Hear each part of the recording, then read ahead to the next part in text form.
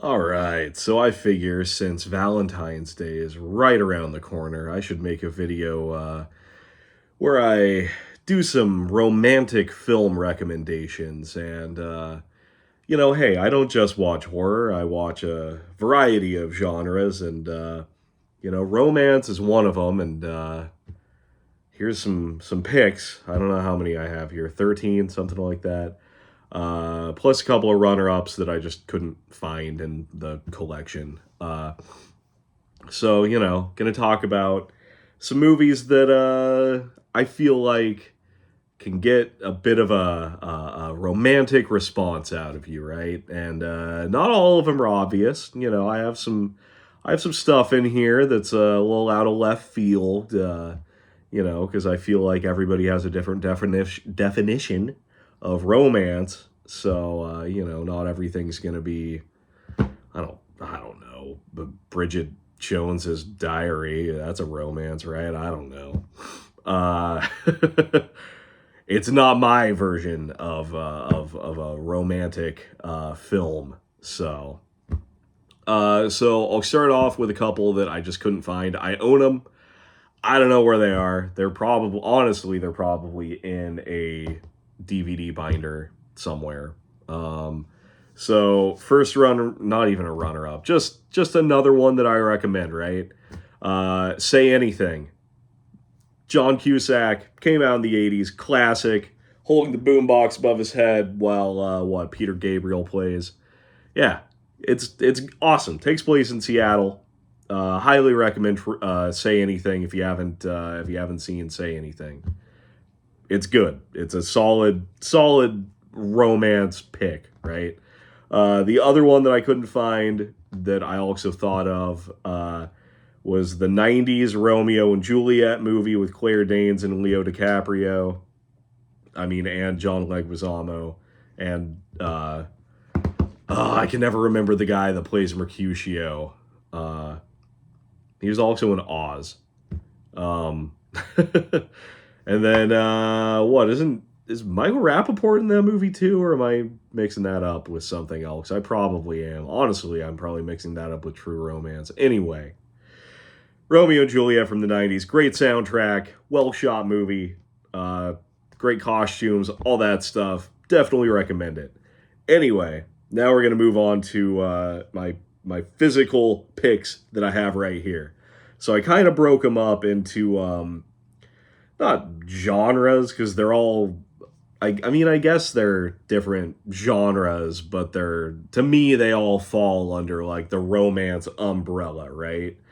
But I kind of separated them a little bit from like kind of traditional stuff to more non-traditional stuff. You'll see. I'll just go through it. All right. So starting off, this was a movie from 2023. So this is the most recent. Yeah, this is the most recent movie on this list, and that is Past Lives. I watched this earlier or late last year.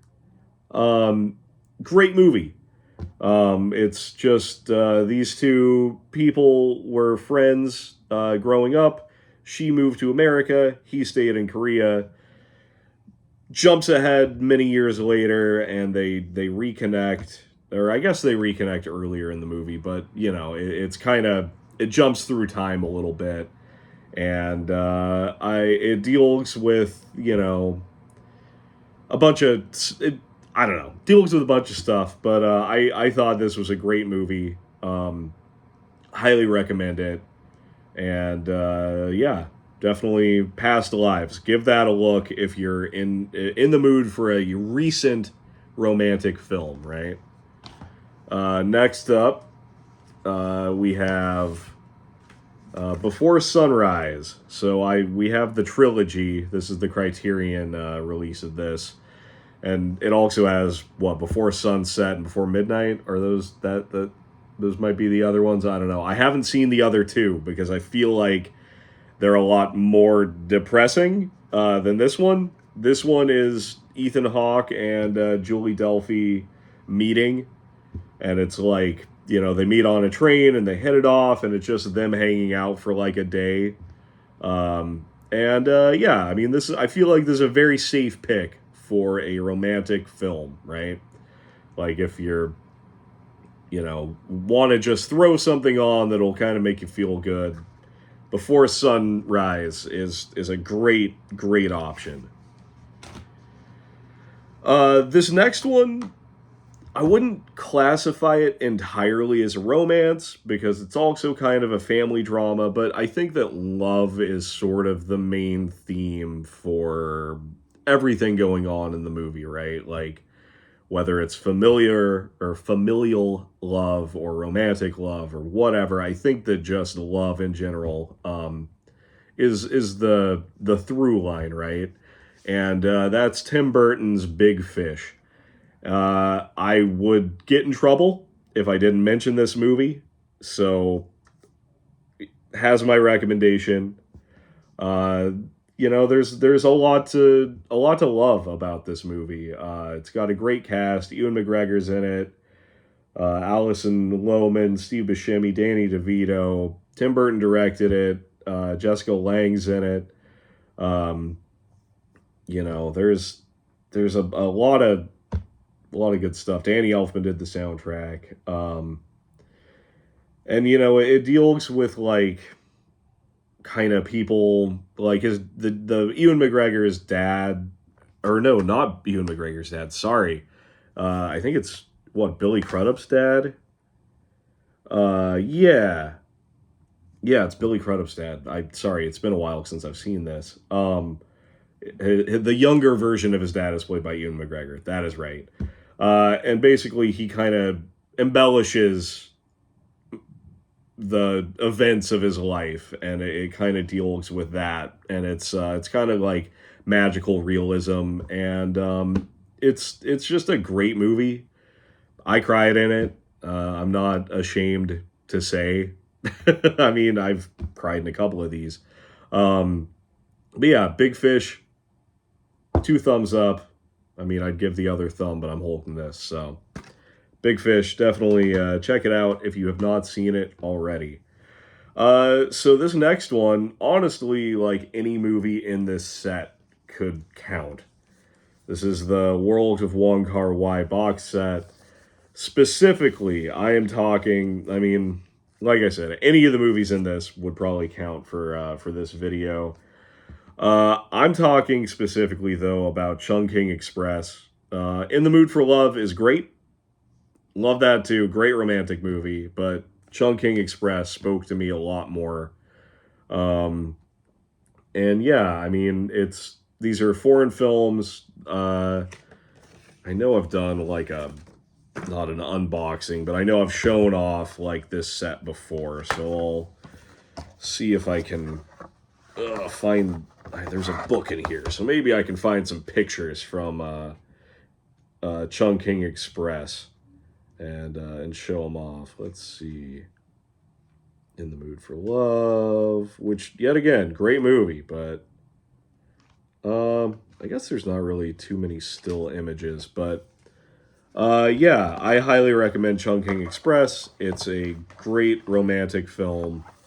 In the Mood for Love is as well, but for me, I can't get over how much I really thoroughly enjoyed watching Chungking Express, and it's got a few different elements in it. There's kind of like a crime story and stuff, but I feel like there's a through line of romance to that movie, and it's just great. I mean, I love Chungking Express when I saw it, and that's kind of honestly I bought this set so that I could own that movie on Blu-ray because I liked it so much. I know for a long time it was streaming on the HBO app or Max, whatever the heck it is now. So it might still be. I'm not 100%, but yeah, Chungking Express is my pick out of the Wong Kar-wai box set. So next up are movies that are like kind of Bonnie and Clyde situations. Not traditional, romance movies. They're they're violent, they're a little nasty, but I think that the romance is there in these next two movies for sure. And the first one is Natural Born Killers with Juliette Lewis and what's his face, Woody Harrelson, and there's Tommy Lee Jones and Robert Downey Jr. and a bunch of other random famous people. Not Michael Madsen. What's his face? Tom Sizemore. I don't know why I get him and Michael Madsen mixed up. They don't really look alike or anything. I guess they were just in a bunch of movies kind of in the same time frame. Oliver Stone directed this. It was written by Quentin Tarantino. I mean, really, it's more about like the sensationalism of like covering true crime and stuff. I mean, it's really of its time. I mean, I guess it's still relevant today because we still kind of, over cover like the people that commit the horrible acts rather than focusing on the victims and stuff. But that's a whole other discussion that is not relevant to this. But, at the core of the movie, it's a love story between Mickey and Mallory Knox while they go on a killing spree across the country. And, they get separated. They come back together. It's real nice. So, yeah, Natural Born Killers. I think it's romantic. Next up, hey, one of probably top 5 favorite movies of all time. Maybe my favorite movie of all time. I'm wearing a shirt from it. It is True Romance, directed by Tony Scott, starring Christian Slater, Patricia Arquette, and a million other people. Christopher Walken, Dennis Hopper, James Gandolfini, Michael Rappaport, Brad Pitt. The list goes on and on and on and on. This movie is incredible. They're on the run. They accidentally did some bad things. Oh, how can I'm literally wearing, my goodness. This is a shirt of Gary Oldman's character in the movie. Gary Oldman's in it. This is my favorite performance that Gary Oldman has ever done. Hey, it's all in the title. True Romance. It's awesome. I mean, this is the fancy Arrow release that comes with like a book and a poster and all that fun stuff. Can't get enough of this movie. I'm probably going to watch it on Valentine's Day because, hey, it rules. Yeah, I can't say enough good things about this. Just, if you haven't seen it, check it out.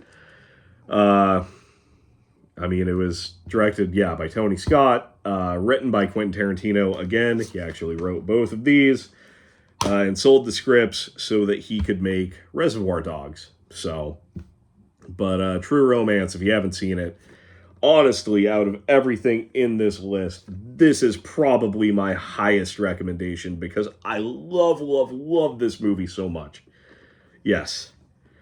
All right, so now we're moving on to, I guess, the more horror side of things. And, there are some horror romances, and I'm going to start with a couple of softball horror romances, because I think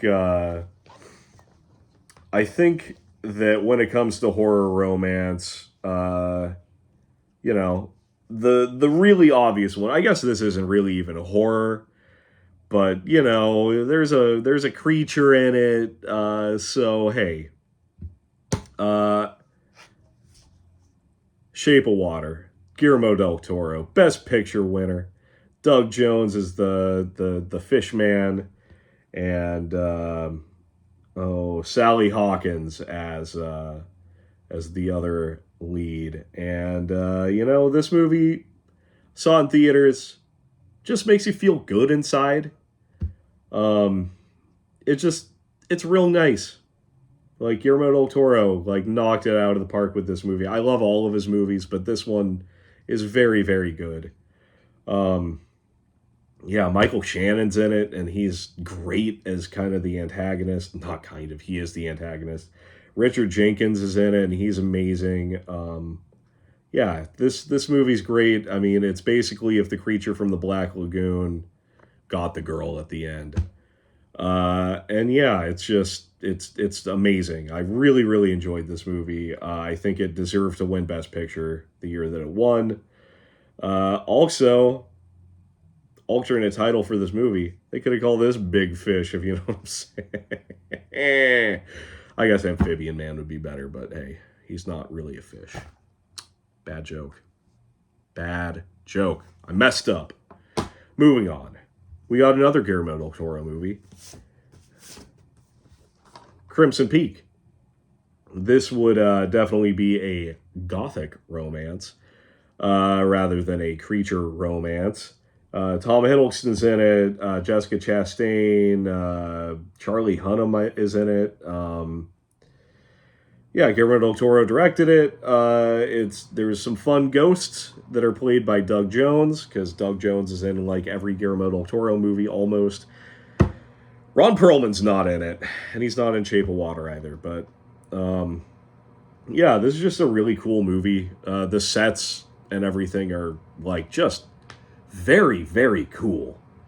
And yeah, Crimson Peak. Hey, I liked it. It came to mind. I think that it fits the bill of like a good gothic romance. So yeah. Then, so I feel like people kind of lump this in as a slasher movie, and in my opinion, this is not a slasher movie. I think that this is a dark romance.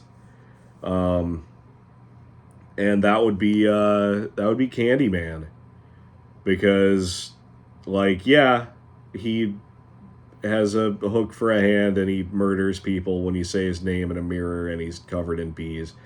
Tragic backstory, by the way, but like, I mean, in my opinion, a lot of this is about his relationship with Helen, played by Virginia Madsen.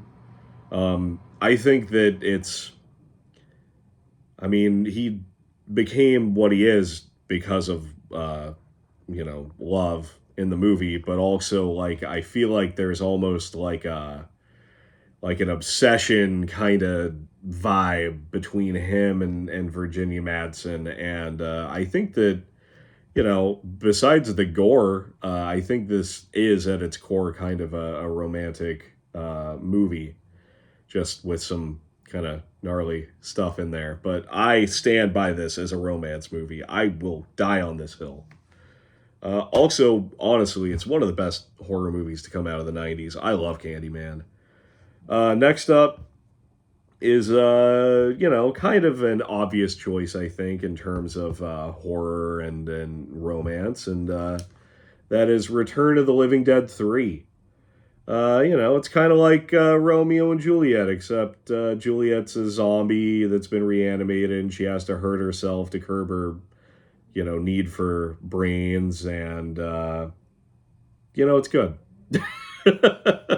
The effects are really fun. Melinda Clark as the main zombie right there. I think she puts on a pretty great performance, especially like just with how crazy things get too. It's good. Um, I like all of the Return of the Living. Well, okay, I can't say I like all of the Return of the Living Dead movies, because they did make 4 and 5. And I never saw them because I knew, just based on the cover, that those movies sucked. Return of the Living Dead 1, 2, 3, though, good stuff. And the third one definitely works as a romance. I guess, I could have put Tromeo and Juliet on this list as well. I just didn't even think about that till just now. And I figure, hey, I talked about the Leo DiCaprio Romeo and Juliet movie, so I guess I don't need the Troma version. But it's fun, and it's got Lemmy in it. So, Tromeo and Juliet, another honorary mention. It's right over there. I should grab it, but I'm not going to. But Return of the Living Dead 3, very fun movie. Great special effects. Good romance, right? Then, this movie. I have to mention it. This is for my friend Chelsea, who specifically requested that this movie make it onto the list, and I'll stand by it. It's fun. It's a good movie in general, and that is Frankenhooker, directed by Frank Henenlotter, who also did the Basket Case movies and Brain Damage, which are all great. I mean, yeah, everything that I've seen that guy's directed, I've loved, and Frankenhooker is no exception. This is a fun movie. Uh, hey, he's just trying to bring his wife back. It's not his fault that he's got to use pieces of other people.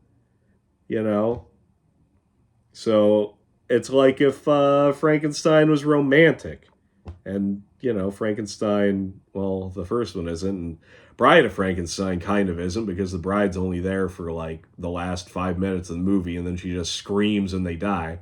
But you know what, Frankenhooker, it's got my seal of approval. All right, want a date? So these last two are they're a little random. I mean, more. I'm gonna have to do some justification for the final pick on my list, but